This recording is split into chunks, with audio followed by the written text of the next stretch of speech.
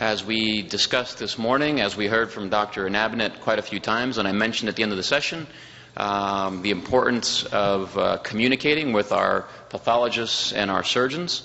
And as I was also just told while meeting some people, it's also important to communicate with our patients. And that may be something that we'll add in the future. But for now, I'm very glad to say that both Dr. Gerard Doherty, our surgeon, and Dr. Sylvia Asa took us up on our invitation to join us for this session where we're going to review communicating with our pathologist and our surgeon, what information we are obligated and they're expecting us to give them that will help them with their task, and then also what information we should learn to expect from our surgeons and our pathologists as we try to do our job. So we're going to begin by having Dr. Asa go through some background slides, and we'll then begin the process of going through having a patient present, doing an FNA, preparing the cytology, all the way through to getting the cytology report, sending the patient to surgery, getting the surge path, and the discussions and the exchange of communication that should be happening all along the way to make sure that we're providing the best care that we can. Before we get started, let me ask those of you that are here, because of course I can't ask those of you that are not here, how many of you prepare your own slides? I assume that you do your own FNAs. How many of you prepare your own slides? Higher, higher, higher. It's okay. So not very many. So how many of you don't prepare your own slides? Okay. And then how many of you have a cytology conference where you sit and review the cytology report with your cytologist? Okay, maybe a few more. And then how many in your programs have a multidisciplinary conference with your surgeon to discuss cases? Okay, great. All right, so with that, I will invite Dr. Asa to the mic to begin the session. So I was very pleased to see that you guys have all these multidisciplinary conferences to talk about the results of pathology reports and surgery and so on, because I think the theme that's emerging is very clearly the importance of communication. And yes, communication with the patient is probably the most important, but we amongst ourselves have to be able to understand what we do as multidisciplinary care teams. So I just wanted to give you a little bit of a perspective about pathologists and pathology. Are there any pathologists in the audience? No pathology trainees, good. So how many of you are endocrine trainees? And how many surgical trainees? Good. Have I missed anyone? Anything else? Yes? Just a surgeon. Just a surgeon? I've never heard a surgeon say just. Good for you. So it's supposed to be trainees, I'm sorry, but surgery, endocrinology, and I don't have any competition here today. So pathologists, what do we do? Pathologists, as you know, interpret what we see, usually in a microscope, sometimes in a lab test, and we convey that information usually by writing reports. And I hate to say it, but many of my colleagues are very shy, and getting them to multidisciplinary conferences can be difficult. But fortunately, the times are changing, and pathologists don't go into pathology only because they don't want to see patients anymore. That used to be the history. But still, as a group, we tend to generate reports that we give to other clinicians. And I'm being a little bit facetious in this slide, but really what we do is we use words to convey what we see in images. And you know what they say, a picture's worth 1,000 words. Our job is to take that picture and write hopefully not 1,000 words to give you an idea of what the picture means to your patient. As a general tendency, pathologists try to be very precise, and actually I've had a number of conversations at this meeting with clinicians who say you're so precise that you're anal, you classify and you subclassify and you sub-subclassify, and does it really matter? And, you know, sometimes it does or it doesn't, but we try to be as precise as we can to convey the information to you so that you know how to manage your patient. But sometimes we don't know the right answer. And, you know, the most important thing in life is to learn when to say, I don't know. But pathologists tend to overuse that privilege because we do also tend to be fairly conservative people. People go into pathology because they want to be right, They want to have the right answer. You know the story about the pathologist always has the right answer one day too late. And so if we don't know the right answer, rather than going out on a limb, we tend to be very cautious. And so we classify things, and specifically in thyroid cytology, this is an area where the degree of caution is very reflective of the degree of expertise. So I've listed in this slide something which you probably all know. It's actually not supposed to be called Bethesda classification. Some of you may know the Bethesda classification terminology that's used for gynecologic cytology. We're not supposed to use that terminology here, but this is the Bethesda for thyroid, and that's the new NCI consensus panel classification of thyroid cytology that is a 6-tiered scheme. And it's very good for patients when we can say you have a benign cytology, and it's not good for patients, but it's easier for clinicians when we can say you have a malignant cytology. The problem is everything else. So what happens if we have a non-diagnostic or an unsatisfactory specimen? In other words, we have a cyst, we get cyst contents, we can tell you what's in the biopsy, but we know that what's in that biopsy is not diagnostic material. It's not going to help you. Cyst contents just means that we got some fluid, some macrophages, a few inflammatory cells. We know there's a cyst there, but we can't tell you. It could be papillary cancer with cystic change, which is something that happens fairly commonly, or it could be a benign cyst, and that doesn't really help you in your management, right? So we're telling you, we don't know. And then, of course, there's this whole spectrum of follicular lesion or atypia of undetermined significance, or what we call FLUS for short. The neoplasm or suspicious for neoplasm, which usually is a follicular lesion that we can't tell is benign or malignant. And then, of course, you can go along the path to, well, I see some features of malignancy, it's suspicious, but not enough for me to say unequivocally that it's cancer. Now, these are the areas where, as I said before, the expertise of the pathologist has a lot of influence on their ability to give you a more definitive outcome. And so it's tough as a clinician if you're dealing with, one of those large groups where you don't even know the pathologist and you get a report and you don't know how to interpret it. Or if you're dealing with a pathologist that you might know, but you know that he or she doesn't see a lot of thyroid and they're not terribly confident. In my experience, the pathologists who do a lot of thyroid cytology are really good. They see thyroid cytology from morning till night. They get the feedback on the correlations between what they're seeing in a slide and what comes out at surgery.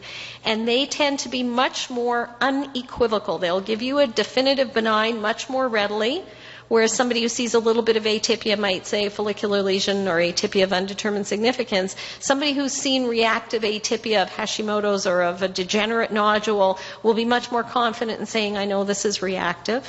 And at the other end of the spectrum, a pathologist who sees a lot of pathology will be willing to call something malignant with less than ideal features because they know they've seen it so many times and it's always malignant. So, what about the commentary? You're going to get a report that's got a diagnosis, and then there's all the stuff that the pathologist might write. The commentary is there to try and help you or convince you that the pathologist knows what they're doing. Or the commentary is there to cover up for a pathologist who doesn't know what they're doing. So if there's commentary and you think you can read a little more into it, you have two choices. One is you can make your own call, and I would strongly recommend that you not do that. I know there are a lot of endocrinologists who come to me and say, you didn't write any commentary on this, but you called it cancer. Why don't you tell me what you're seeing? And I say, well, look, if I called it cancer, you don't need to know what I saw. My neck's on the line. I've called it cancer, treat it as cancer. And then they say, well, okay, this other one was benign, but you didn't tell me, were the nuclei atypical or whatever. And again, my answer is, you shouldn't be asking me those questions. I give you the reports. You got to trust me. When I know I'm calling something, don't try and second guess what I'm saying. On the other hand, if you've got a pathologist that is not an expert and doesn't really know, you might want to read that commentary and say, what are they really trying to tell me here? Sometimes we write commentaries because we're saying we're not quite sure. And that's especially for the suspicious or the indeterminates that we really feel strongly one way or another. We want you to get a message. If you have a good cytopathologist and you're not sure, my answer is always call the person and talk to them. There are sometimes things we don't want to put in a report. There are sometimes where we just know what it is and we don't think there's a problem, and if you have a question, maybe we should know about that. I would argue in that circumstance the biggest problem there is that we didn't get good clinical data from you. And, I've actually polled pathologists about how much clinical data they get, and most of the time they say none. Sometimes we get like 3 centimeter right thyroid nodule. It would help to know that it was hot. Forgot to tell us that. A hot nodule we interpret kind of differently than we would a cold nodule. Or, what is it? 3 centimeter nodule in the context of a multinodular goiter, or it's been FNA'd 3 times before. That's the kind of thing we'd like to know before we read the biopsy, so it helps us to get information from you. If there's something you're worried about, pick up the phone and speak to your pathologist. If you are recurrently getting cytopathology that's always on the fence, that you are not confident in, I would argue that you need a new cytopathologist. So that's when you want to be reading the descriptions. That's when you want to ask your cytopathologist to review the specimen. And if you really know that you've got a problem, get a second opinion. Now, again, I've seen circumstances where the clinician says, well, I'm going to stick a needle in and send it to somebody else. Don't do that. You're just creating artifact in the biopsy site that's going to complicate the interpretation of the second biopsy. It's a lot better to get the original biopsy reviewed by somebody else. Slides are transportable. You don't need to repeat the procedure. Just repeat the interpretation of the existing procedure. So, I want to emphasize, don't try and second guess the pathologist by making your own diagnosis. You can get yourself into trouble that way. But there's no harm in asking for another opinion. So say, I really want this read by somebody else. And if you want names, I'm happy to share those with you after the meeting. So I'm going to stop here because at this point, if you have questions for me, I want to answer them. And then we'll go to surgery, and then we'll talk about surgical pathology. So let's start with questions. So at this point, what clinical information what scenarios can you think of clinical information that you think would be helpful to the pathologist? In the back. Is it FWS with a low yield, or is it FWS with that? How do you phrase that? Well, if it's low yield, then it should be really called insufficient. It shouldn't be called FLUS. FLUS should mean I've got cells, I can see them well, I've got enough to interpret, but I don't have criteria here to tell me what the diagnosis is. So that was a question. What clinical information, what scenarios under which you think you have important clinical information that you think you should provide to your pathologist to help them with the interpretation, which ultimately helps you and your patient? So if the patient has received radiation therapy as childhood, during childhood, that is not good pertinent for you to know. Absolutely. You will diagnose it differently. Well, we'll certainly look a lot harder for things that make us think about cancer. And we'll have a lower threshold for atypia. So there may be nuclear changes that are associated with the radiation, which could be confused with papillary cancer, and you'd like your pathologist to know that. Excellent. Family history. One at a time. Family history of thyroid cancer. Okay. Family history of thyroid cancer is important. Thyroid uptake scan, TSH. So thyroid uptake and scan to tell you what? If it's hot nodule. Okay, so we talked about a hot nodule, and I hope most of you are not biopsying hot nodules. What? So actually that raises an important question. What kind of scan is it hot on? And this is something that I don't know a lot of people actually talk about with trainees. There's a big difference between a nodule that's hot on a technetium scan and a nodule that's hot on an iodine scan. And I get hot nodules sometimes when it's technetium, and sorry, that doesn't tell me anything. So TSH is actually probably even more important for us, right? So but sticking to the issue of the scan. So hot scan. What else? And you've biopsied a nodule. Cold nodule, hot scan. What scenario is that? So you have a scan that's consistent with Graves' disease, but there's a cold nodule in the Graves' gland. That's important to convey to your pathologist. Exactly. For similar reasons as we spoke about earlier. Well, I also want to know the demographic features that we were concerned So worrisome, for those of you who didn't hear, ultrasonographic features which sway you clinically to something that may be more aggressive or maybe more likely to be malignant. Thyroid antibody status and correlation with thyroid function. So thyroiditis is really an important one for us. A patient who's got Hashimoto's, remember that the cytologic atypia that we see in Hashimoto's mimics papillary cancer. And when you do your biopsy, if we get a lot of lymphocytes in the background, we're going to hold off from making a diagnosis of malignancy. If we don't know that the patient has Hashimoto's, we can call it papillary cancer and be wrong because it was all atypia of Hashimoto's or chronic thyroiditis. So that's a really, really important feature. And we want to know, are you biopsying a nodule in a Hashimoto's? How big is it? What's the likelihood that you're in the nodule as opposed to getting background thyroid tissue, right? So all of that really, Hashimoto's is the one area where the more information you give us, the better it is. What if the pathologist sees quite a few Hürthle cells? Well, we're going to see oncocytic cells, and then again, the distinction is this Hashimoto's or is it an oncocytic neoplasm? So again, another important reason to convey the information that your antibodies are positive or the ultrasound is consistent with the Hash gland. Actually, I want to go back to the Graves issue that was raised earlier. Again, that's another important one. You mentioned radioiodine or head and neck irradiation in childhood, but the other important background that we like to know about is previous history of like a Graves patient who's had radioactive iodine therapy, because that induces yet another kind of very striking atypia that can be really hard for the cytopathologist to interpret if they don't know that history. So if you've got a patient who had a remote history of Graves, now has a thyroid nodule, we want to know about the remote Graves with the treatment. Other information? I'm sorry?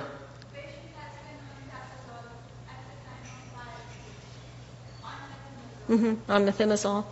Yeah, that's probably, it's important for us to know the patient has Graves in that circumstance more than the actual medical therapy, because methimazole will, if anything, normalize some of the Graves morphology. But yes. And I think that's important because 6 or so months after being on methimazole therapy and being controlled, the changes in the Graves gland regress. Right. And so if you can wait to biopsy a nodule after having somebody on antithyroid therapy for 6 months, you're less likely to introduce error and bias in the report if you biopsy at that time. Exactly. What if you, any others? Spawn. Okay. Did you hear that? So a case report suggesting that methimazole changed the cytology. Well, what it does is it reverses the changes that we see in Graves' disease. So I've not seen a circumstance where methimazole is responsible for cytologic atypia that would be worrisome. But, a case report is single case, right? Okay. And the rapid growth, how clinically it's been very fast growing. So your clinical suspicion, in addition to the ultrasound findings, or as part of the ultrasound findings, Exactly. growth. Okay, what? Very important. Yeah, so in a patient with Graves' disease or the thyroid gland, would grow like a biopsy? Well, Maybe wait like 6 months. the timing is only important because the changes will change over time, but just knowing that there's been radioactive iodine is important because the background thyroid, the Graves thyroid, is going to exhibit a form of atypia that would complicate our interpretation. So just knowing that there's been any radioactive iodine treatment is important. Timing, obviously, as well. Like, you can give a history. Graves, radioactive iodine 3 months ago. Help us just to interpret what we're seeing in the background of this biopsy. Well, it matters, but it's something that even after 20 years, there's still impact on the thyroid. Right. So, the usual time when this becomes important is a patient who's had remote treatment for Graves and then develops something down the road. Yeah. Or what often happens is because we don't scan everybody, sometimes a patient has a clinical diagnosis of Graves' disease. You either treat them with methimazole, cool them off, and then send them for ablation, or you send them right for ablation, and you don't have a pre-therapy scan showing that there's a lesion. And so you send him for ablation, and there's a nodule there that's picked up on the ablative scan. And so you're stuck, Right. and it's after the fact. So it's important to convey that information. Was there another hand? What do you see when you're suspecting medullary thyroid cancer in terms of cytology? Oh, actually, that's a really good question. So again, an experienced cytopathologist, somebody who does a lot of thyroid, is going to have a high index of suspicion for medullary. But a pathologist who doesn't do a lot of this, one of the most common errors I've seen is a biopsy that is, they never even think about medullary, and they call something follicular epithelial cells because medullaries don't get the atypia that we look for in papillary cancer or anaplastic cancer, which are the things we can diagnose, right, on an FNA. So they call it follicular epithelial cells, and they completely miss the concept of medullary. So if you have a clinical suspicion, and that's what you're looking for, by all means, please make a note of it, because that's where the cytopathologist needs their brain reminded that we're not just doing, the typical follicular lesion thing. Now, again, as I said, it's a question of experience, because medullary carcinoma morphologically is actually very different from papillary carcinoma, but you have to think about it. And even someone who doesn't have a lot of experience with that message might do a calcitonin immunostain or a chromogranin immunostain and pick up something that they wouldn't have otherwise. Yes, it is. There are lots of markers. Chromogranin, calcitonin, CEA, any of those would be... Calcitonin may not be available in every cytology lab. Chromogranin usually is, and CEA might be as well, maybe more commonly because they're used for other tumors as well, and they're very good markers. So if there's any clinical suspicion, negativity for those markers would actually make it much less likely to be medullary. That's a great point, and I saw that poster, and it was negative for CEA, which should have been the first flag that should have said, well, maybe that's not medullary carcinoma. So yes, you're right. The point is very well taken. If you have concerns, especially for unusual tumors, a second opinion, a good pathologist will never be insulted if you ask for someone else to review their material, because they're likely to be confirmed to be correct. And we all make mistakes sometimes, so there's no problem with it. And if your pathologist makes a big issue about reviewing their case, then maybe they're not the right pathologist. Anyone else? Okay, so what if you're aspirating a lesion that's in the thyroid or somewhat posterior to the thyroid, that's hypoechoic and homogeneous? So your suspicion, as you heard yesterday from the ultrasound, is that that could be a parathyroid. Is that something that the pathologist would like to hear about? So again, if that's the case, you probably should have measured some hormone levels before you sent it for a biopsy. But anyway, please measure the levels. And yes, if you have any concern about parathyroid, raise that again. Like medullary thyroid cancer, again, pathologists are usually in a mode where, we get trays and trays of slides stuck on our desk, and we're just going through them all. And thyroid is you're looking for papillary cancer. And somebody who doesn't do this a lot, again, will look at these. And actually, this is a very common problem for me, and I'll tell you why. It comes up later. Follicular lesion, patient goes to surgery, it comes out and it's parathyroid. The surgeons are smart. They figure it out. They don't necessarily take the whole thyroid out. They say, oh, that's parathyroid. But then the problem is I get this horribly fibrotic infiltrative parathyroid that the pathologist then says, oh my God, it's cancer.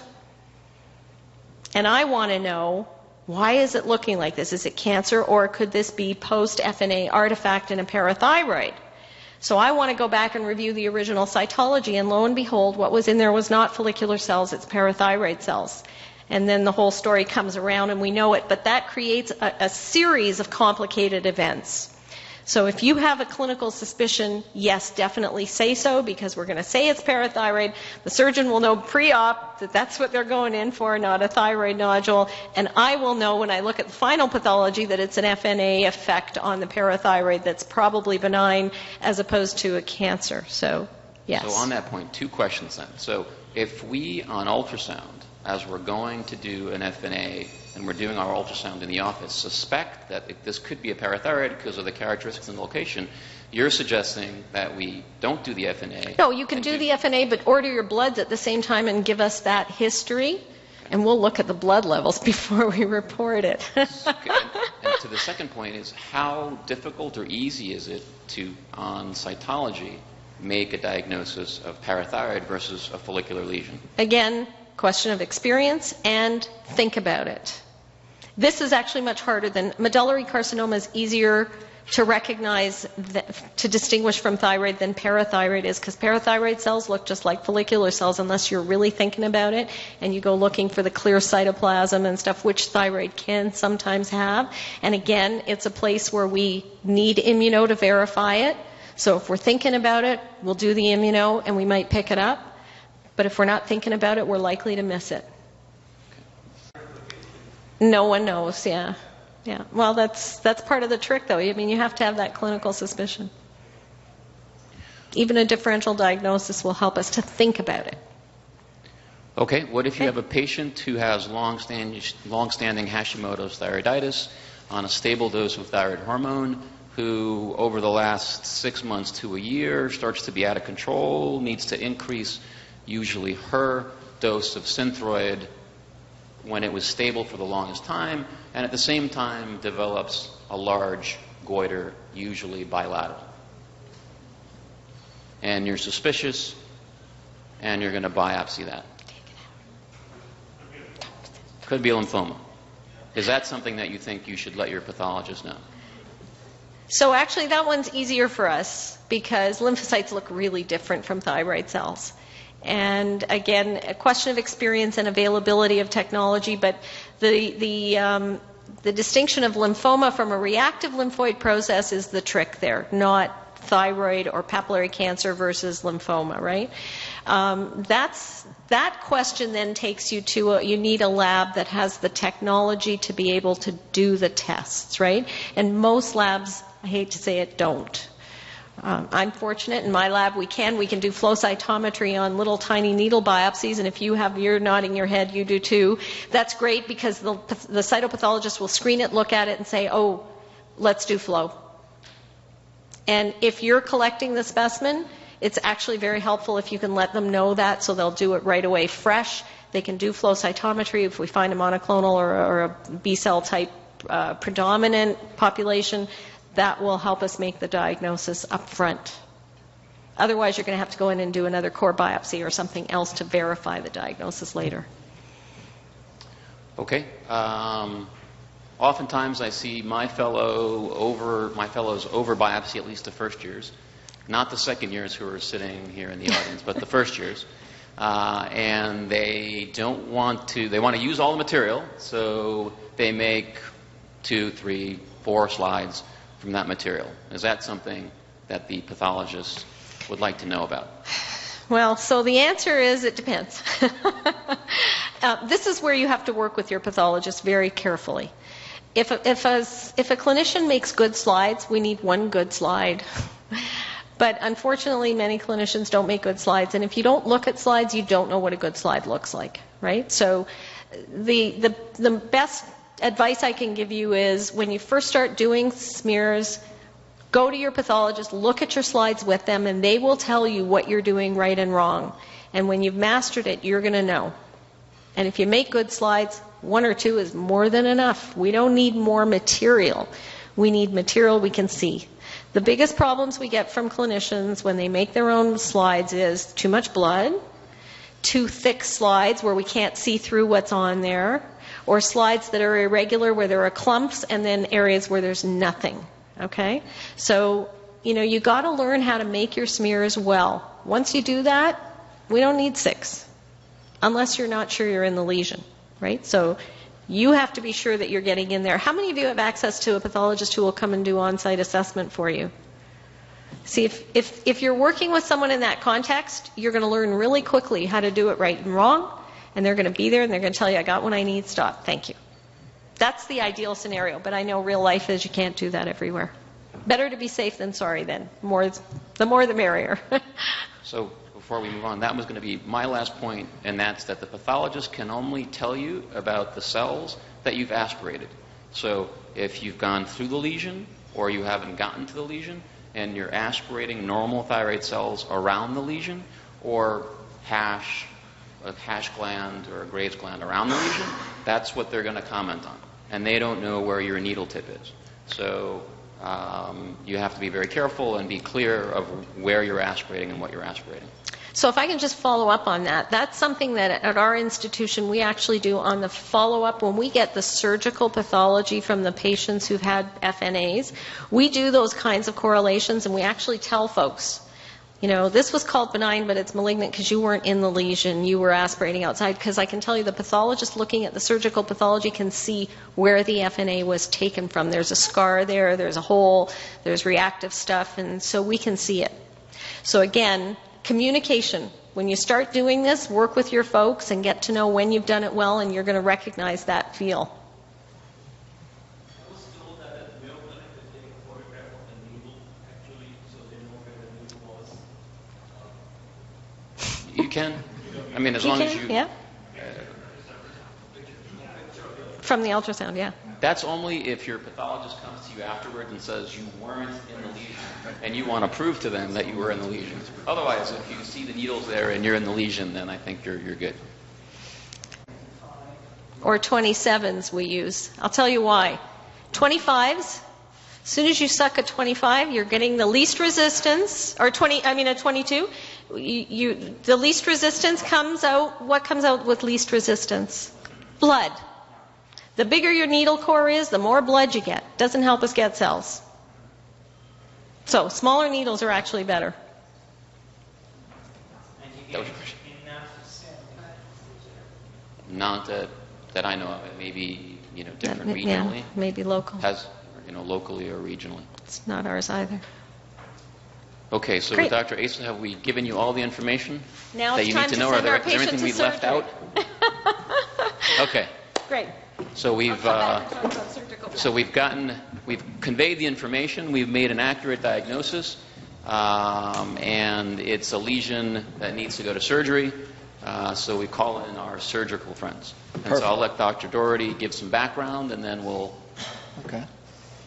That sounds great. Thanks, Andrew. Good afternoon, everybody. So I want to talk a little bit about communication with your surgeon and communication from your surgeon. And I want to emphasize a few things. First of all, it's a two-way street.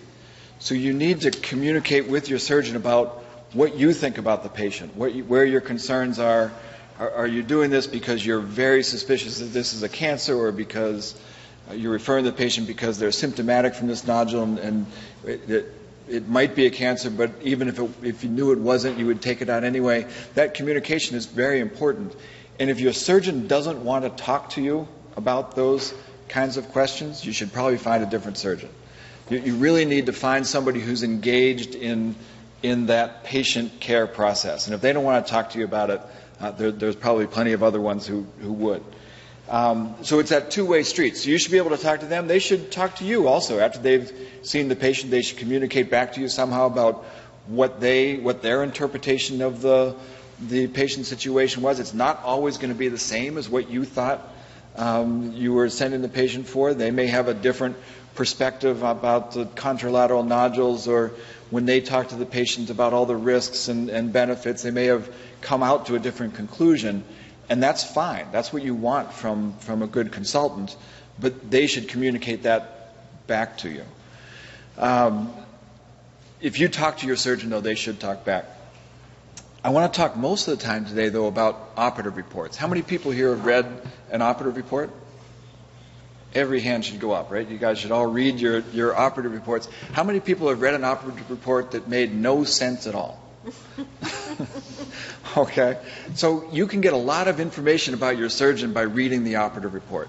If you get an operative report for a thyroidectomy and it's 2.5 pages long, it includes incredible detail about which sutures they use to divide the inferior branch of the middle thyroid vein and all of this sort of minutia all the way through, but doesn't actually tell you whether or not the lymph nodes in the central neck were normal or abnormal, that's a bad operative report. Right? The operative report should convey the important things about the operation. And we're actually fortunate today to have Dr. Carty here in the back of the room. Put your hand up, Sally.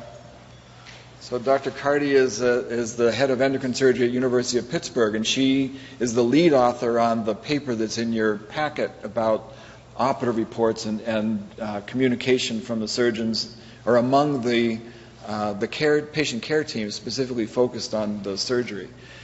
The operative report should include some basic elements. It needs to include the reason why the operation is being done, some of the background information about the patient, what's the goal of the operation, what information did people have beforehand. It doesn't have to have the patient's whole history in there, but it does have to have some basic information, including the indications for the procedure. It should then have a fairly detailed section of findings. And to me, the most important part of the operative report is the findings of the operation. What were the central neck lymph nodes like? What did the thyroid nodule look like? Was the nodule confined to the thyroid, or was it stuck to the strap muscles? Was it invading into the trachea? What did the rest of the thyroid gland look like? What was the parenchyma of the thyroid gland outside of the nodule like? Was this Hashimoto's gland that was stuck to everything or not? How many parathyroid glands did they see? How many did they biopsy? Did they do any frozen sections? Did they transplant any parathyroid glands to other sites in the neck or the arm? Did they see the recurrent laryngeal nerve? If they used a nerve monitor, what were the nerve monitor findings? Were both nerves working at the end of the operation, or were there changes that might be important for you to know about the patient? That segment of the operative report, the findings, is the most important part to me when I go back to look at one of my own operative reports or an operative report from somebody else. And I can tell you that, in my experience, that's the part that is most often missing or inadequate. You'll find a lot of operative reports that have a little bit about the patient presentation and the consent and the timeout, and then they've got not even any paragraph breaks, right? It's one paragraph goes on for a page and a half about the operation and what they did. And it's almost mind-numbing trying to go through the thing while they're talking about taking down the upper pole and retracting the strap muscles and stuff. And you can't figure out what parathyroid glands they saw, or it may be buried in there, but it's hard to find. So optimally, that findings section needs to be a separate part of the operative report. And then finally, there has to be, for every operative report, there has to be a narrative section about the technical performance of the operation. I think the further along in career the surgeons get, the shorter that narrative segment seems to become.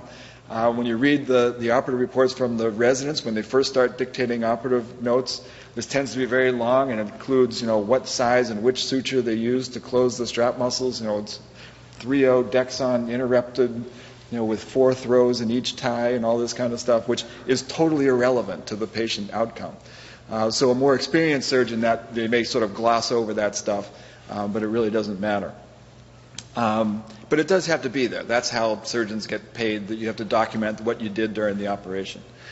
There are some advances, and Dr. Carty brought this out nicely in that manuscript, some advances where we're trying to copy the pathologists and what they've done ahead of us in terms of reporting findings, and that's a synoptic operative report.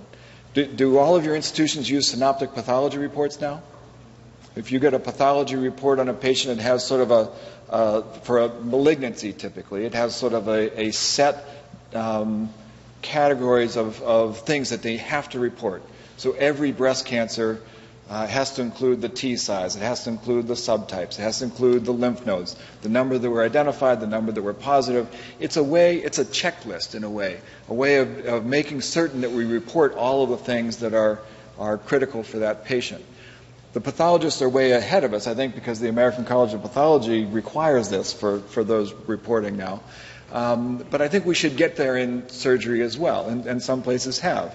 The Canadians are ahead of us on this also for surgical reporting, and it's become, I don't think it's universal yet, but it's become more and more common in the Canadian system to use synoptic operative reports for that findings part, so that there's a set group of questions basically that the surgeon has to answer about a thyroidectomy. Did they take out both sides of the thyroid gland? Did they remove the whole lobe on both sides? What about the nerves? What about the parathyroids? What about the lymph nodes? And so on. And I think as our electronic medical records systems adapt to these kinds of reporting, we'll see more and more of that from the surgical reports. I'd say the third sort of critical part of the communication is the communication back from the surgeon to you after the operation. So it shouldn't just depend on the operative report. The operative report is important. It needs to be there. It needs to be there for the next 10 years so you can go back and look and see what happens. Actually, which reminds me to say the timing of the operative report is very important. If you find a surgeon who's documenting their operations more than 24 hours after the procedure, it's very unlikely to be accurate or detailed. And that's been demonstrated over and over and over again.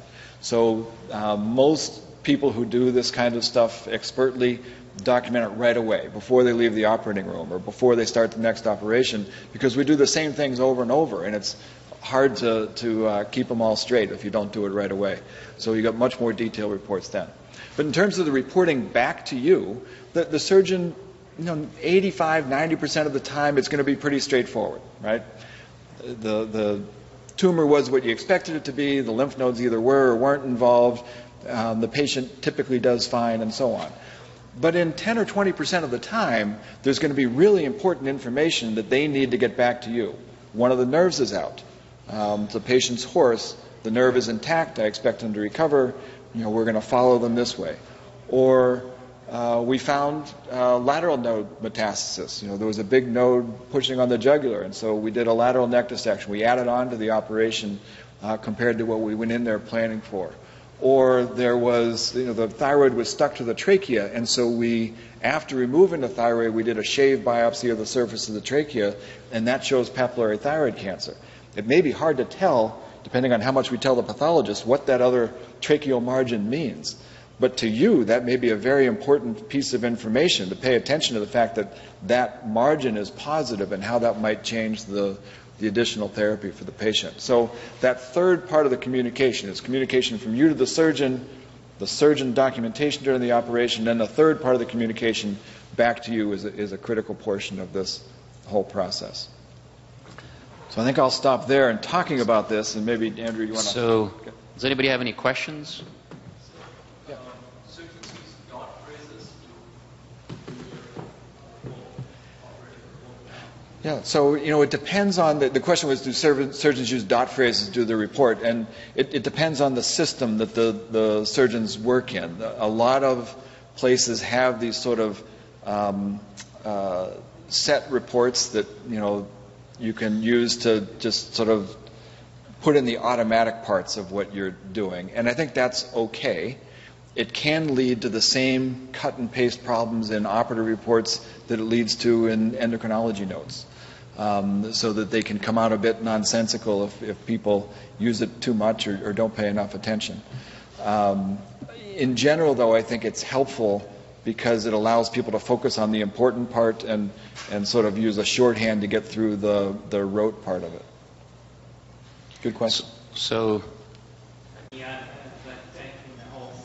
yeah, so this is sort of a technical question. When we do a total thyroidectomy, do we divide the isthmus before removing the other side? And I would say it varies from surgeon to surgeon. My own practice, and I believe the practice of most surgeons, is to remove the whole thing intact. Do most of the thyroids come to you intact, Sylvia? Absolutely. Yeah. I'm shuddering. Yeah. So there are some technical situations where a very big thyroid, for example, where we might divide the isthmus in order to create a little more mobility so we can get it off the trachea. But it's usually more unusual situations like that where we would divide it. Now, there are situations where we take out one lobe, and rarely now, but we might make a decision intraoperatively to go on and take out the other lobe. But most of the time it's removed in one piece. Other questions? okay, so who in the audience can tell me the difference between a subtotal, a near total, and a total thyroidectomy? If you know, you can teach me. Oh, please, go ahead. Can we add Hemi to that list? Because there are people who don't know what that is either. Okay, and Hemi. Total thyroidectomy should include the whole gland.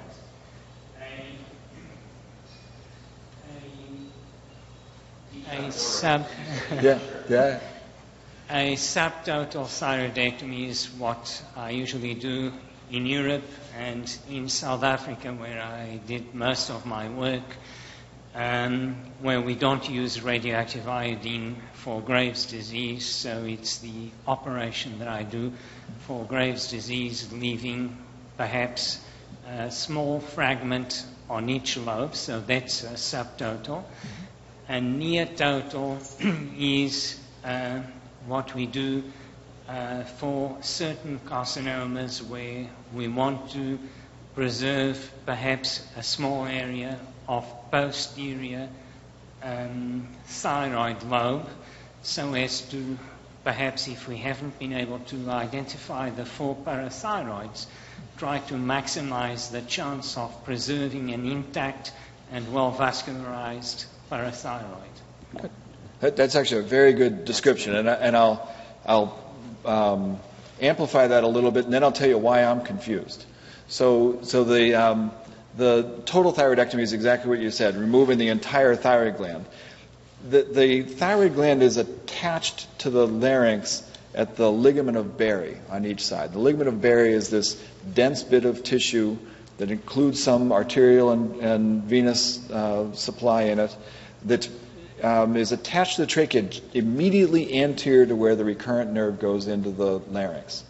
And so in a near total thyroidectomy, we leave a little bit of that ligament of Berry. We sort of ligate above the ligament of Berry and leave something that's about the size of a shirt button bit of tissue on each side of the larynx, specifically to avoid having to dissect that last bit of tissue that can be very densely adherent to the nerve and can increase the risk of the nerve being damaged.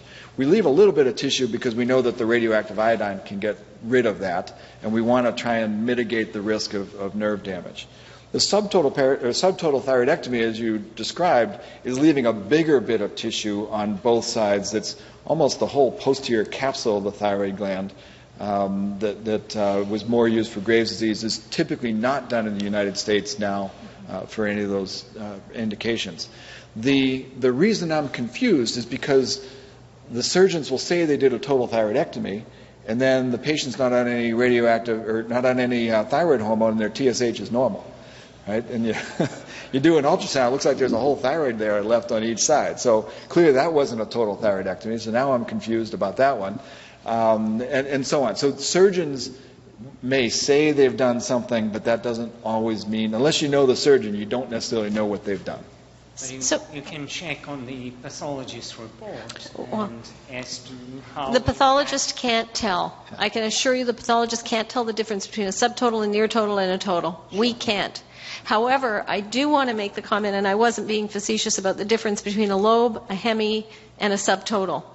Because I think for billing code reasons, a lot of surgeons say they did a subtotal when they've done a hemi. And the difference between a hemi and a lobe is always confused. And I've seen patients who've been reported to have had subtotal thyroidectomies, and then we go back and we get another lobe and isthmus out. So, it's really important to be clear on terminology. When a surgeon does an operation, if they take out a lobe and leave the isthmus behind, that's a lobectomy. If they take a lobe and an isthmus, that's a hemi. Anything bigger than that, we get into this debate. Subtotal stuff, yeah. So and Sylvia's right. The pathologist can't tell because it's not defined based on what you took out. It's defined based on what you've left in. Behind, yeah. And they can't see that part. And just another point on that one, and this is a little pet peeve of mine. The reason we can't tell is that although surgeons talk about thyroids having a capsule and they've gone along and they see tumor outside the capsule or whatever, anatomically the thyroid has no capsule. There is no such thing. I know you're shocked. When we talk about capsular invasion and extrathyroidal extension, these are, I've written an article actually in a surgical journal, which you might be interested in looking at, but there is no anatomical capsule to the thyroid. So there is no way for a pathologist to know.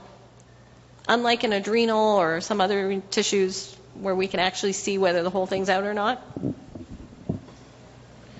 So that was one of the things I wanted to get to when the pathologist gets back on the podium, but Dr. Asa contributed at this point, so thank you. So continuing with that, so it's important to know your surgeon and what he means when he writes that he's done a certain operation, and it's important because now if you're deciding to give radioactive iodine for treatment, you can anticipate how much uptake there will be in the neck and not go into something blindly. Now, what about neck dissections? I think, and you can review for us, what it means to do a central compartment and a lateral, but then also if you can go into what it means to do a radical, modified radical, and Sure. the subdivisions of. Sure. Now I wish I had brought slides, because it's a little easier to show that way. But does everybody know what the levels of the neck are? Does everybody learn 1 through 6? Right? So 6 is the part of the neck that the thyroid is in. So it's carotid to carotid, hyoid bone to sternum, because that's where the thyroid is. That's level 6. 1 through 5 are what we call the lateral neck. So they're all lateral to the carotid. And those lymph nodes are, 1 is under the chin, 2, 3, and 4 are going down the jugular, and then 5 is the posterior triangle. When we talk about lymph node dissections for thyroid cancer, we try and be specific about what lymph nodes we've removed. And in some ways, we can be very specific. So when we talk about doing a level 6 dissection, that never includes anything from level 4. Even though those are theoretically right next to each other, the carotid is a pretty clear division between what's in level 6 and what's in level 4. When we talk about doing a level 2, 3, 4 dissection, so the nodes that are right along the jugular, there really is no separation between 2, 3, 4 and 5. It's one hunk of fat from the carotid artery to the trapezius. And the division between those jugular nodes and the posterior triangle nodes is an external, it's the muscle that's superficial to them. So when you start operating, the division is gone. So when we talk about being, clearing that compartment of 2, 3, 4, sometimes that includes part of 5. It's hard to say where 2, 3, and 4 separate from one another. It's all a little bit in the eye of the beholder. So we try and, your surgeon should be fairly specific about what they removed, but some of those measurements are very accurate and some of them are a little bit more patient and surgeon dependent. When we use terms like radical, modified radical, and selective neck dissection, which are probably the 3 most common things what we talk about with the lateral neck dissection, a radical dissection you will probably never see unless you see somebody in your clinic who had it done a long time ago, because we rarely do those operations anymore, particularly for thyroid cancer. It's a very ablative operation, and the pathology or pathophysiology doesn't really dictate it. So to be a radical neck dissection means that the surgeon has removed, in addition to all the lymph nodes on that side of the neck, the sternocleidomastoid muscle, the jugular vein, and the spinal accessory nerve. So those patients have sort of a sunken neck with the sternocleidomastoid muscle gone. They lose the volume on that side of the neck. They have a drooped shoulder because their spinal accessory nerve is gone. You usually can't tell that their jugular vein is gone. But if you don't take out all 3 of those, it's not a radical neck dissection. A modified radical neck dissection preserves at least one of those 3 things. Okay? And usually it means preserving the spinal accessory nerve. So, at least that was the original description of modified radical. Most of the time now that people do a modified radical neck dissection, they preserve all 3 of those. So you preserve the sternocleidomastoid muscle, the jugular vein, and the spinal accessory nerve, and just remove the fat containing the lymph nodes. Selective neck dissection is being selective less than that. So if you remove just levels 3 and 4, or levels 3, 4, and 5, or some combination of those lateral neck levels, that is a selective neck dissection and should be described by the numbers that are included. Does that make sense?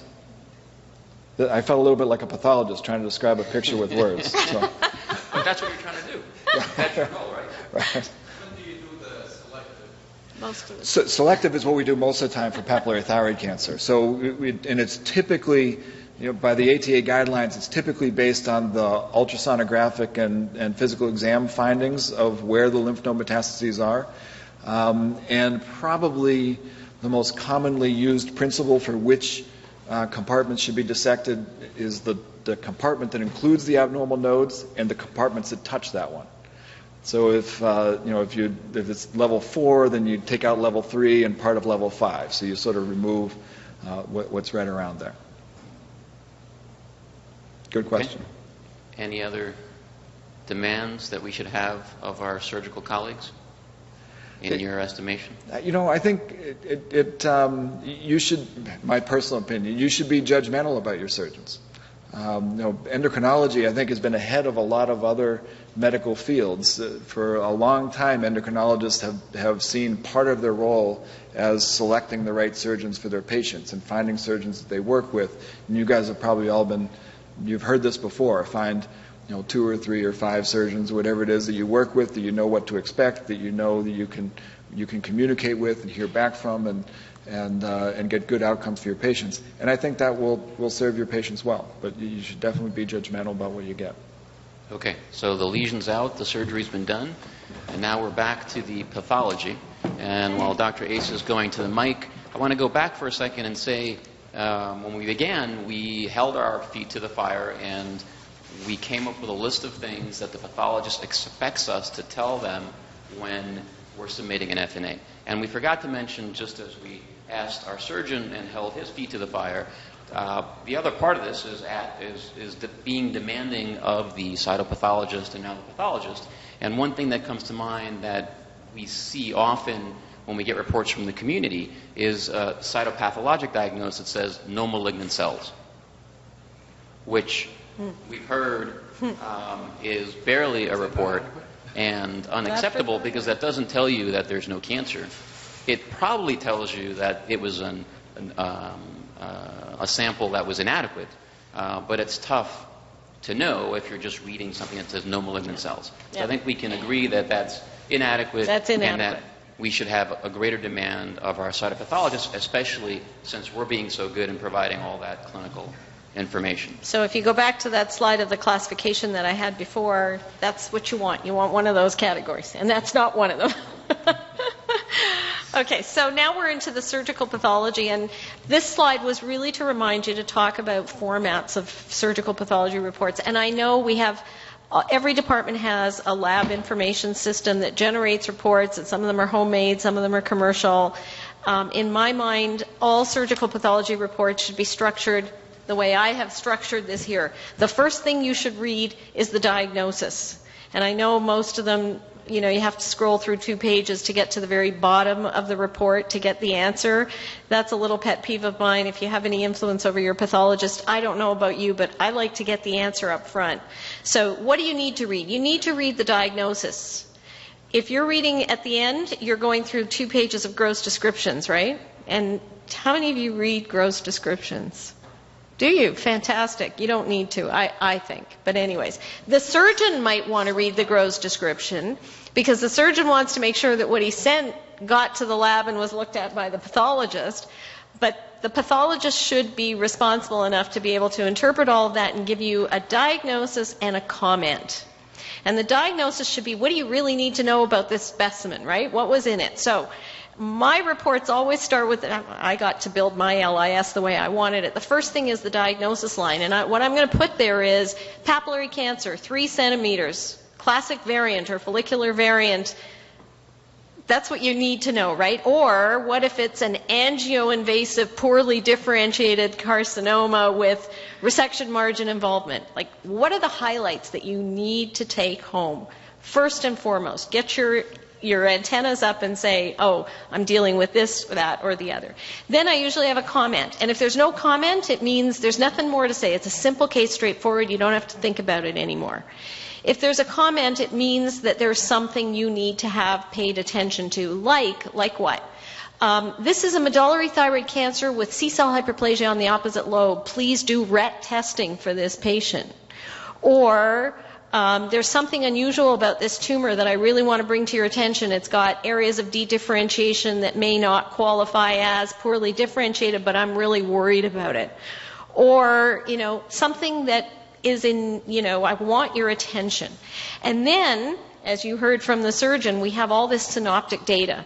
And synoptic data has been structured by the College of American Pathologists to make sure that our reports are complete. And it has all the things you need to know. extrathyroidal extension, angioinvasion, perineural invasion, tumor size, TNM stage, all of those things are in the synoptic data.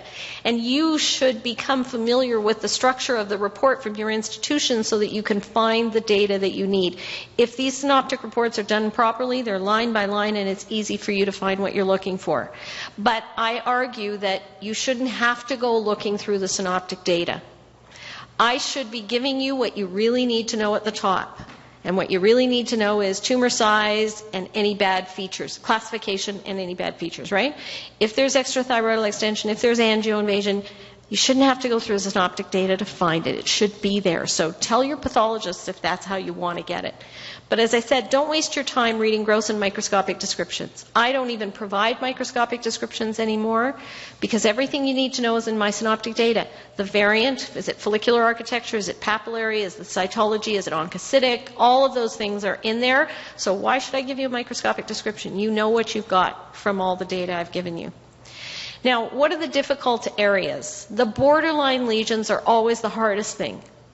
Now, I try not to use terminology like uncertain malignant potential. How many of you get reports that say that? I'm so sorry for you. I'm not a fence sitter, and if, I'll do anything I can to say it's benign or it's malignant, so you guys can go ahead and treat it. We had a case presented this morning and it was a case submitted where the pathologic diagnosis was FLUS. On the surgical pathology. Yeah. I'm sorry. I can't apologize for all my colleagues. There definitely are cases where we're not sure, and maybe once or twice a year. I do probably 1,000 thyroids a year in my practice, right? Once or twice a year I'm going to say follicular lesion NOS or follicular neoplasm NOS, and we discuss that case at tumor boards forever because it's rare. Most of the time, these are atypical lesions that the pathologist just doesn't have the guts to call nuclear atypia of papillary cancer. And I keep reminding my colleagues that there are markers out there that you can do that will help you. There are immunomarkers. There are expert pathologists who've seen it before and know it will metastasize. Share the case. Make the diagnosis, please. But there will be once in a while a difficult case in which we just don't know. The controversial areas are the things I've mentioned some of already. Capsular invasion. What do we mean by capsular invasion? Tumor capsular invasion. If you've got an encapsulated tumor and there's invasion of the capsule, that is a criterion of malignancy. It doesn't tell you anything about extrathyroidal extension or any of the other stuff. It's the pathologist saying, I wasn't sure it was malignant until I saw the invasion through that tumor capsule, and now I know it's a follicular carcinoma or a papillary carcinoma, which I didn't recognize the nuclei. And by the way, from a practical perspective, what's the real difference between follicular variant papillary cancer and follicular carcinoma? Nothing. It's just what we use to distinguish them. If we call it follicular variant papillary, it means we saw atypical nuclei and we know it's malignant. If we call it follicular carcinoma, it means I didn't quite see the nuclear features, but I saw some invasion. They're both well-differentiated follicular cancers, right?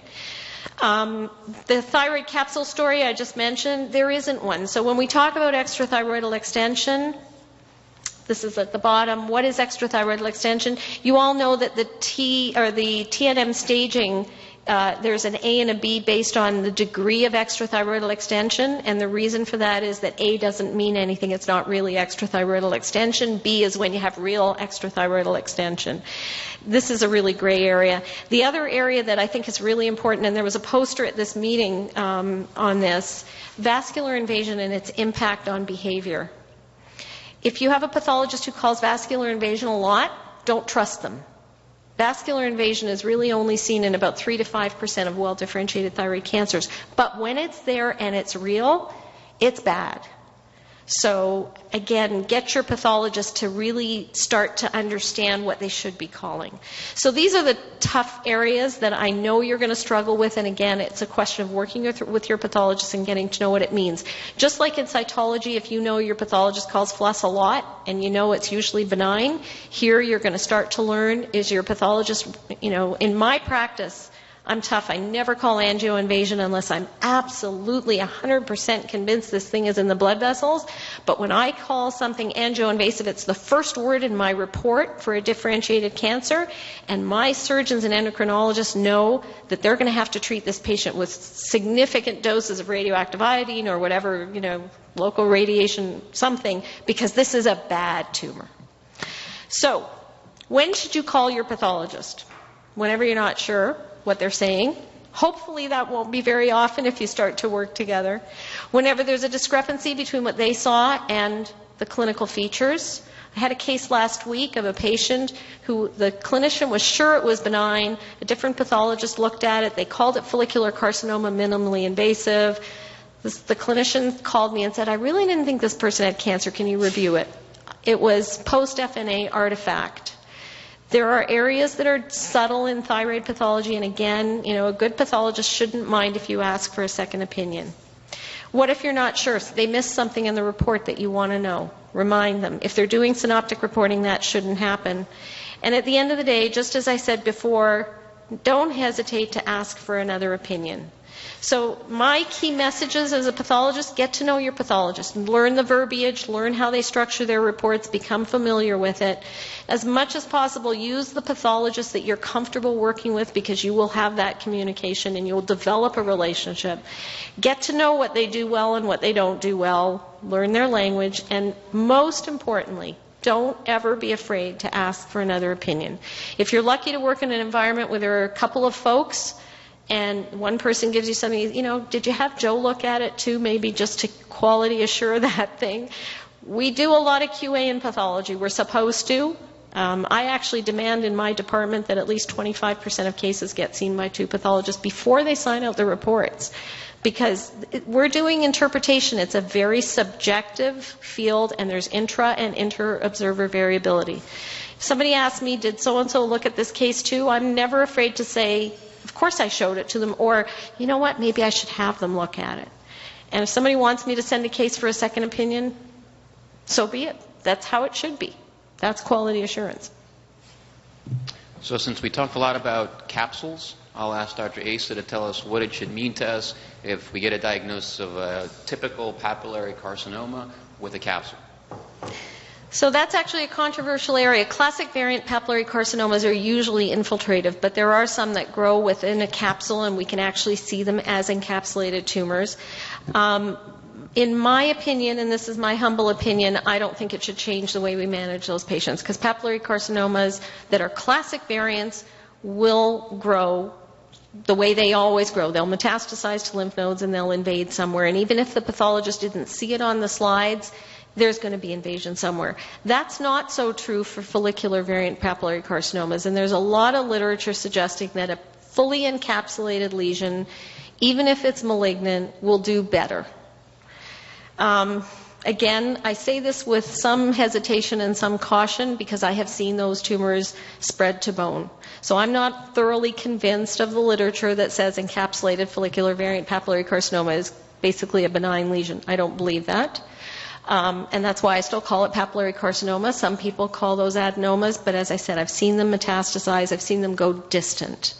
So tumor capsular invasion is actually, for me, more of a reassurance for uncertain pathologists that they're really dealing with a malignancy. That's the most important thing about it. I don't see a lot of truly fully encapsulated lesions anyways. If you look hard enough, you'll find invasion. And again, I should have said maybe earlier on that I said we're anal, right? I take thyroids and I embed them in toto, which is why I find incidental papillary microcarcinomas in about 50% of our patients. That may be a good thing or a bad thing, but I also look at tumors in toto. I look at their capsules in toto. A lot of places take 1 or 2 representative sections of a lesion. So remember that the pathology report you get, your incidence of papillary microcancer, your incidence of invasive lesions, is going to be directly proportioned to the anal nature of your pathologist and how much they can spend on embedding those samples in toto. So in terms of the capsule, I would say definitely hook up with your pathologist, and if he's talking about a capsule, find out if he believes that there's a thyroid capsule, and that's what he's calling, or if we're talking about an encapsulated lesion. One other scenario to throw out there, okay, so now the patient's post-surgery, they're in the PACU, and you get called as an endocrinologist because the calcium is 6.5. What's your first reaction? Obviously, you're going to try and correct the calcium, but what do you want to know? Well, you're going to look at the pathology report and want to know if there are any parathyroids there. Yes. So again, part of my policy is every tissue that's in the specimen should be reported. So my pathology reports say, of course, first and foremost, papillary cancer, 3 centimeters dash thyroid, but then I also put no pathological diagnosis, parathyroids 3 or 4. I never say that. I only get 1 or 2 from my surgeons. And then I also list anything else that's in there. How many lymph nodes, with or without metastatic disease, of course. Is there thymus in the specimen? What else is in there? There may be other things. Sometimes we do find other things in the neck, like brachial cleft cysts or other things that come out with the specimen. Every tissue that's in there should be identified and reported. Right. And that's important to us because the glands may have been we're going to treat them the same, but the level of aggressiveness will be different if you know that 4 parathyroids were taken out because it was a messy surgery because it was a big tumor adherent to surrounding tissues, or if there were no parathyroids and it was a typical surgery, maybe the parathyroids got knocked around and the recovery, there's a much greater chance for recovery. Now, another conversation that goes on behind the scenes that we as endocrinologists don't see, since I'm an endocrinologist, but since we have surgical fellows participating more this year, is the behind-the-scenes conversation with the frozen sections, with the surgeon in the operating room, and the pathologist trying to make a call. And I've been in the OR where a surgeon has sent a frozen section and the patient is open and they're waiting for the diagnosis, and a long diagnosis like some of these reports comes from overhead as it's called into the room, and the surgeon says, "What?" and takes off his gloves and walks out and walks over to the pathology department to sit with the pathologist and figure out whether he should continue the operation or stop at the lobectomy or whatever was going on. So I don't know how Sylvia feels about this, but you don't? I thought my reputation preceded me. We try to avoid frozen sections, the frozen sections of the thyroid itself during thyroid surgery as much as we possibly can now. So I'm going to make a joke, but it's a true joke. I have a friend who has told people that I am more famous for something I accomplished in my department than for all the thyroid papers I've ever published, and that's that I actually stopped our surgeons from doing frozen sections on thyroid nodules. We do not allow it at our institution. And I think that's the right policy. There's at least one randomized trial that shows that it's just too hard to make an intraoperative pathology decision that we can depend on for our intraoperative surgical decisions. There's only really 2 frozen sections that I send from the operating room in a thyroid operation. One is of lymph nodes. So if I have an abnormal lymph node, and if knowing that was cancer would change my operation, that's a much easier call for the pathologist. They can tell papillary cancer in a lymph node from lymph node itself. They don't have the same. That's perfectly legitimate. And parathyroid glands. So if I have a question about whether something is a parathyroid gland or not, I'm going to implant it, and I think it might be a lymph node or something, I can ask them that question too. That one's legit too, right? Absolutely. Okay. So I can ask them to confirm that it's parathyroid gland before I implant it in the sternocleidomastoid. But other than that, the concept that we're going to send one lobe of the thyroid gland to pathology and ask them whether this is cancer or not so we can go on to take out the other side, we have pretty much abandoned and probably And there's a good reason for that. There are 3 rules for doing frozen sections. One is that the pathologist has to be able to give you the answer. The other is that it's going to change intraoperative management, because we sometimes get asked to do frozens when there's no intention to do anything about it. And the third one is that there can't be a better way of getting that answer. And in the case of thyroid, classic variant papillary cancers are almost always readily identified on cytology, and that's a much better way of making that diagnosis. The trouble lesions are the follicular lesions that have atypia. They're difficult on cytology and they're impossible to diagnose on frozen sections. So we can't give you the answer you're looking for. So if it's a tumor that's recognizable at frozen, it's recognizable on cytology, and that's the better way. Don't call me out of my practice to run to the OR under a stressful situation in a rush to give you the right answer when I could have done it on the FNA first. And if I didn't do it on the FNA, chances are I can't do it on the frozen. So all I've done is freeze the tissue, created an artifact that at the end may preclude me from being able to make the diagnosis if that's a 1 centimeter tumor that got frozen in toto anyway. So bad circumstances all around. We totally agree on this. Don't do it. So I completely agree. You will, however, when you go out into the community, encounter both pathologists and surgeons who have been practicing a certain way and will still rely because they think it works for them. And my caution was going to be what Dr. Asa just said is, do not allow your surgeon and your pathologist to override a clear malignant diagnosis on FNA or a very suspicious diagnosis on FNA. Do not allow the frozen section to usurp that very worrisome or malignant diagnosis. Okay? Good. Anything else? All right. Other Okay. questions? Questions? Regarding the vascular invasion, you can actually see that in the slides. I've seen that in tumor books. Yeah. So there's an issue there, though, because vascular invasion, first of all, pathologists have to know to distinguish lymphatic from vascular invasion, which is unfortunately something even the College of American Pathologists has not learned their lesson on. Lymphatic invasion is present in almost all classic variant papillary carcinomas, and it may correlate with local lymph node metastases, but it doesn't really change long-term outcome. So one of the issues is distinguishing those two. The second is that there is a lot of artifact in thyroid, and again, this is something I learned. So anecdotes are the best way of learning anything, right?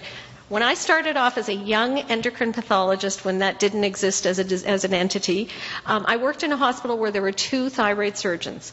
One of them was this football player, like this big, he should have been an orthopod, right? And the other guy was this very gentle, polite Italian surgeon. And I always tell people, like, the orthopod would just call me to the OR for a frozen, and the Italian guy would call me up the day before and say, Sylvia, I'm operating on this patient tomorrow. Can you be available between 10 and 11 for a frozen, right? Those are the 2 personalities.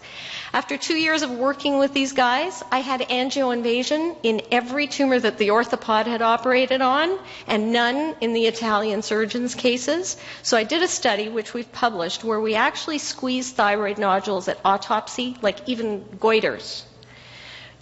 Graves patients, you can dislodge thyroid cells into a blood vessel artifactually. So the criteria for angioinvasion pathologically have to be very rigid.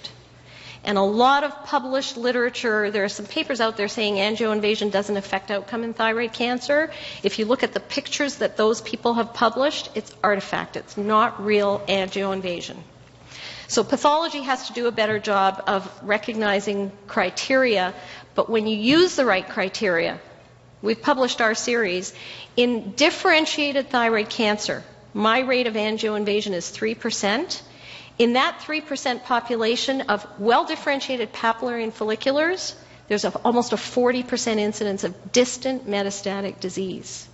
And you know that that's very rare in thyroid cancer, right? So do it right, and you'll get useful information. Sorry. Can you hear me now? Because the first operation was a hemithyroidectomy, and the diagnosis was made on the pathological specimen. So 2 months later, he had another operation. So the comment from the panel, from Dr. Ian Hayes, was based on 2 things. This man is old, and Herthothel carries a relatively poor prognosis. He could or maybe should have a frozen section. What's your view? Frozen section would not have made the diagnosis of malignancy. The diagnosis of malignancy in a Hürthle cell lesion that's not papillary cancer, which means they didn't get it on cytology, is that, and by the way, there's no such thing as Hürthle cell carcinoma, but I'll talk about that in a minute. Hürthle cell carcinoma is either a Hürthle cell papillary or Hürthle cell follicular cancer. And so the cytology should make the diagnosis on that first group, right? But the Hürthle cell follicular lesions, by definition, the way you're going to make that diagnosis is by identifying capsular invasion. Now, Dr. Hay comes from the Mayo Clinic, and the Mayo Clinic has a very unique practice. They are set up to have every specimen come out from the OR, and instead of doing routine pathology, they take the whole specimen, they freeze it, they look at it, and they diagnose it, and they issue their report on frozen sections. Nowhere else in the world do people practice that way. We take one section, we look at it, we do what we can, and the rest of the specimen gets processed and reported on paraffin tissue the next day or whatever, right? To identify capsular invasion in a lesion like that, you have to take about 20 sections usually until you find the area of invasion that says it's gone through the tumor capsule, because the tumor you're describing sounds like that type of, follicular lesion, fairly well circumscribed large tumor. You've got to find vascular or capsular invasion. It's like looking for a needle in a haystack.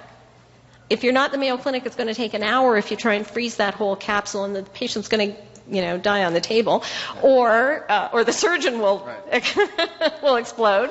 We can't do it.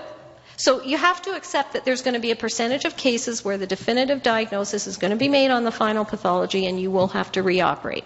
However, in your case, I would argue, and you probably will agree with me, a 70-year-old man with a large tumor, I would have done a total thyroidectomy even without a cytologic diagnosis of malignancy, given the clinical suspicion, right? Oncocytic neoplasm on cytology. The chances of it being malignant, I think Virginia Volsi's published data on that, over 3 centimeters, the chances of malignancy are so high in oncocytic lesions anyway. In a 70-year-old man, I would have done the total on the clinical suspicion. Thank you. Yeah, Hürthle cell carcinoma. As I said, Hürthle cell carcinoma doesn't exist. If you look at the most recent WHO, which was 2004, there's no chapter on Hürthle cell carcinoma. And that's because they asked me to write it. And I said no. So there's Hürthle cell papillary cancer, both classic and follicular variants. There's Hürthle cell follicular carcinoma. There's also a Hürthle cell follicular adenoma. And there's an oncocytic medullary thyroid carcinoma. All of these are mitochondrial changes that modify the cytoplasm of a tumor cell, but the behavior of those tumors is proven by the other parameters. And if you look at molecular profiling, oncocytic papillary cancers have BRAF mutations. Oncocytic follicular variant cancers will have RAS or other mutations that are present in those tumors, RET, PTC rearrangements, other things like that are also present in these tumors, in addition to mitochondrial gene mutations that account for the oncocytic change. From a clinical perspective, an oncocytic tumor is only important for one reason, well, 2 reasons. One is that it makes it harder to make the right diagnosis on cytology, which is a bit of an issue. But clinically, these tumors we know sometimes take up less radioactive iodine, right? So we have to manage them a little bit differently. But in terms of behavior, an oncocytic papillary cancer will behave as a papillary cancer. An oncocytic follicular carcinoma will behave as a follicular carcinoma. Does that make sense? Okay? All right. Thank you all for braving it out to the very end. I hope you feel rewarded, and I'd like to thank again our expert panel, Dr. Asa and Dr. Doherty, for joining us this afternoon.